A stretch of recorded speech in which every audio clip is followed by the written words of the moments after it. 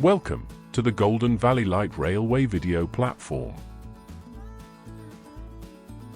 This is a stockbook series video.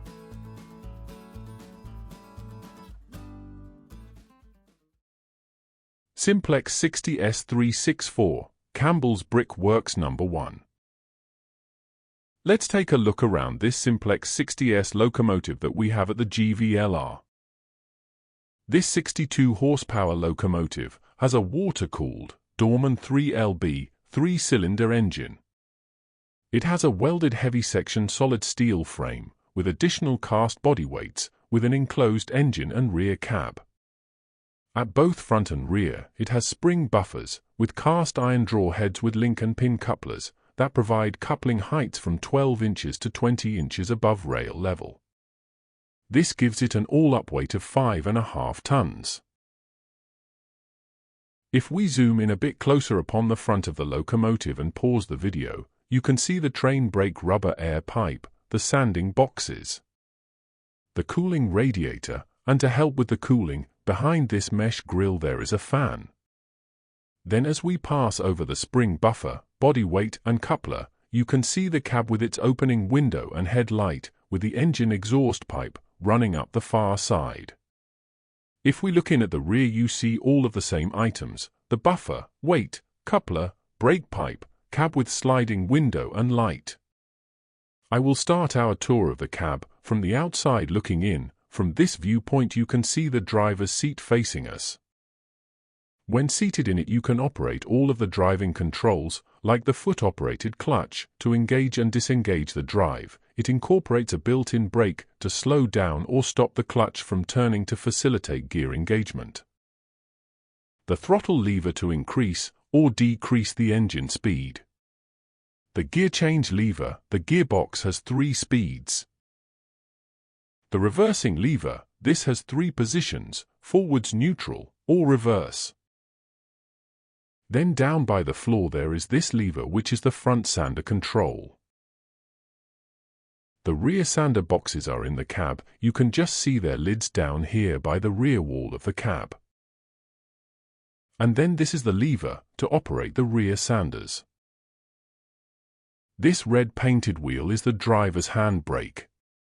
This lever is the double-heading, isolating cock, which isolates the driver's brake valve so that this loco does not have control of the train brakes. These are the air reservoir tanks. The one in the corner by the seat is the main reservoir, the other is for applying the brakes on the locomotive.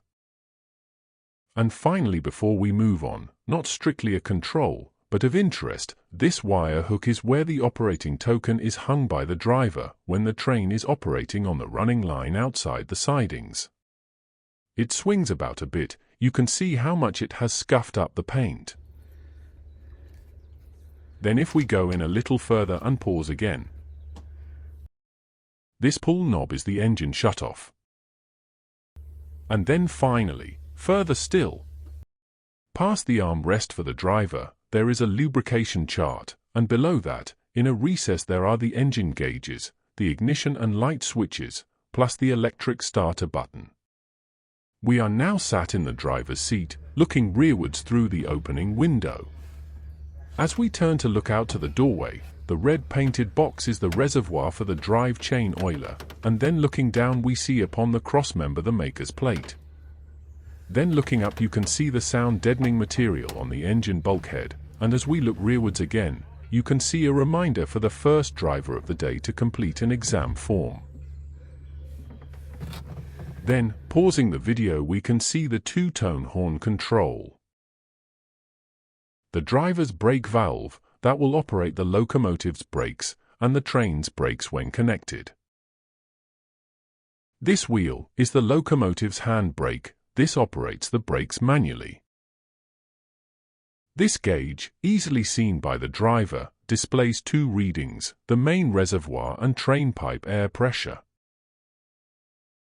And then finally, this big red light is a combined warning light, illuminating if the engine oil pressure is low, or if the engine coolant temperature is too high. Now let's look at the history of Campbells. Campbells was donated to be on permanent loan to the GVLR on the 11th of November, 1987, by Innisley Industries, the then owner of the Brickworks at which it had worked. The locomotive was purchased from Simplex in 1968 by Stanton and Staveley Limited, the then owners of the Campbell Brickworks at Barrow Hill, Chesterfield, Derbyshire, in the United Kingdom. I have circled the works upon this map from 1947, shown here with the permission of the National Library of Scotland. The Brickworks was built in the 1930s and named after the Campbell colliery that had previously occupied the site. In this larger-scale 1963 map, that is reproduced here with the consent of the National Library of Scotland, you can see highlighted the line from the adjacent quarry into the works that the locomotive brought the shale clay in upon, that was used to make the bricks. After only 4 years of service, the locomotive was put into storage by the new Brickworks owners Innisley Limited, as its work of fetching the shale clay was to be taken over by lorries. The quarry was infilled and is not visible in this Google Earth historical image from 1999, but you can see stacks of red bricks all around the site. By this time all the clay for making the bricks was brought in from elsewhere by lorry, and continued thus until the Brickworks closed in 2012.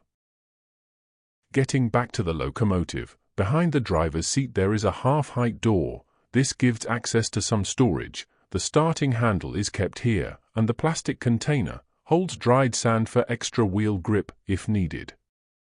The starting handle goes in this hole upon the side. Both of these covers open to access the engine.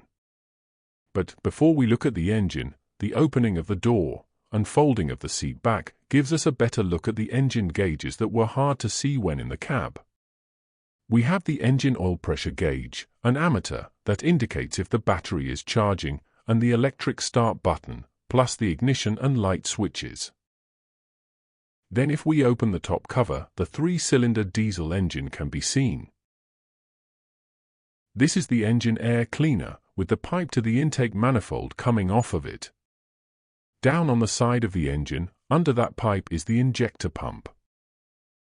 This is the fuel filter, with the flexible supply pipe going to it, the delivery pipe that goes down to the injector pump coming out of it, plus a small return to tank pipe, exiting its top. This large pipe is the top hose for the engine cooling radiator. Here is the exhaust pipe, going up the front side of the cab. And finally, this lever is the engine decompressor that is used during the start-up procedure. Then we are opening the lower engine cover and fastening it back so it stays in the up position. As we look in, you can see the belt that drives the engine water pump. You have to open this cover as part of the daily checks and preparations to run so as to access the dipstick to check the engine oil level. It is in behind the engine and is difficult to see. It is down in behind the pipe that goes up into the water pump. I have highlighted it red. Did you see it? I am going to end this video here with some pictures of Campbells. The first 3, from the collection of one of our volunteers, show Campbells back in the late 80s, very early 90s, pulling passenger trains as the Golden Valley Light Railway that we know today was still being built. And then, 3 more images from our Facebook page. I have included a link to it in the description to this video, of Campbells, again in service but from more recent times performing passenger train duties. If you look closely you can see the token, hanging in the cab, scuffing the paint like we mentioned earlier. Further information on Campbells, plus comprehensive information upon each of the 2 steam locomotives, the 19 diesel and 2 battery electric locomotives, plus the 11 coaches and 34 wagons that currently have a home at the GVLR, can be found in our new stockbook publication. It has 40 pages with 45 full-color quality photos that cover the locomotives plus the notable coaches and wagons. It is available to purchase online via our website. I have put a link to it in the description to this video. That concludes this stockbook series video about the Simplex 60S locomotive called Campbell's Brickworks No. 1 at the Golden Valley Light Railway. Don't forget to like the video by clicking the thumbs up icon And if you want, leave us a comment and subscribe. It really helps the channel grow.